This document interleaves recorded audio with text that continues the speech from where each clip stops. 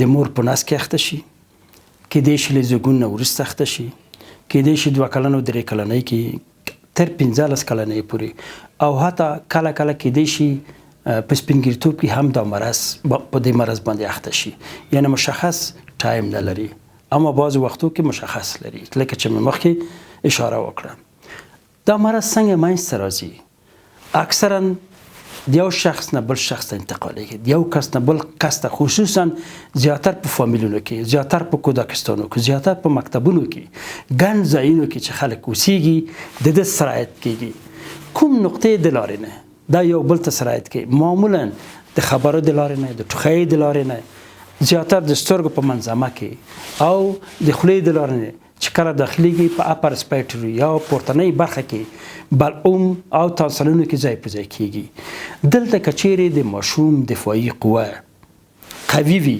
او وکولی شي چې مکروب منځه ویسي، مرض منځته نه راځي. اما کچېرې د ماشوم دفاعي قوه ضعیفه وي، دوی خپل تعداد زیاتوي چې په نامه د پرایمري ویروسیمیا، یعنی د مکروب زیاتېدل په کمه توګه، یو هفتې نه وروسته دوی بیا هم خپل تعداد ته زیاتوالی ورکوي چې د سیکنډري یا دویم زیاتوالی په نوم یادېږي. په دې حالت کې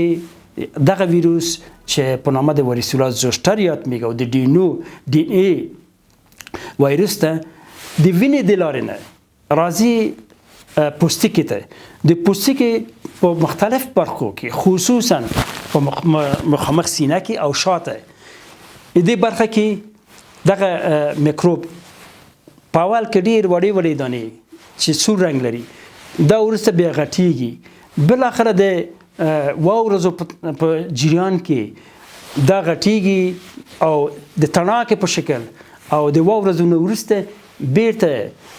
د ارچق په شکل باندې وچېږي. که چیرې کوم دویم مکروب یا ثانوي انتان مداخله ونه کړي لکه پیوډرمي،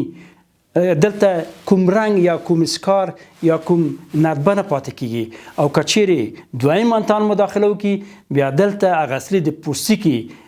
طبیعي برخه له منځه ځي او اسکار پاتې کېږي. معمولا ماشومان په دې مرض چې اخته کېږي له 3 نه معمولا د 5 نه تر 2 ورځو پورې د دې مرض په جریان کې خپله مرض له منځه ځي، کوم خاص تداوي ته ضرورت نه لري. خو که چیرې نور انتانات مداخله وکړي لکه نومونیا یا مثلا پیوډرمي، دا بیا د تداوي وړ ده او د یادونې وړ ده چې د ماشومانو په تداوي کې کورنۍ کې خصوصا حفظ الصحه مراد ده او پاراسټامول ورکول مراد ده. ماشومان اکثرا مخکې له دې نه چې د تڼاکې د پوستکي په ساحت کې چې هغه نورمال رنج له 300 نه متوسط اندازې ده، اما کله کله کېدای شي 50 نه تر 1500 دانې هم د ماشوم په وجود کې راپورته شي او د یادونې وړ ده چې په خوله کې هم راوځي، ستوني کې هم راوځي، کله کله په تناسلي ساحه کې پیدا کېږي. یعنی په شدید حالاتو کې نو د دې له وجې نه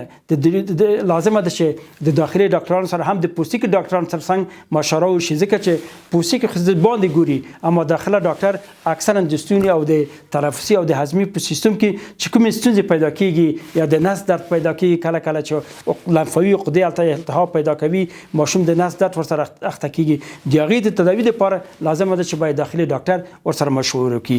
معمولا په دې مرض کې ماشومان دلبدي لري، استفراغ لري، خفیفه تبه لري، کېدای شي شدید تبه پیدا کوي. نو د مرض د شدت په اساس باندې ډاکټر تصمیم نیسي چې مریض کور کې تداوي کړي، بستر کې د خولې د لارې دوا ورکړي یا انټي بیوټیک مایا د خولې د لارې ورکړي یا د سیرم په شکل باندې. دا د مریض حالت پورې مربوط کېږي. هر څومره چې مریض خفیف کور کې کېږي، هر څومره چې مریض شدید وي د باندې تداوي کېږي.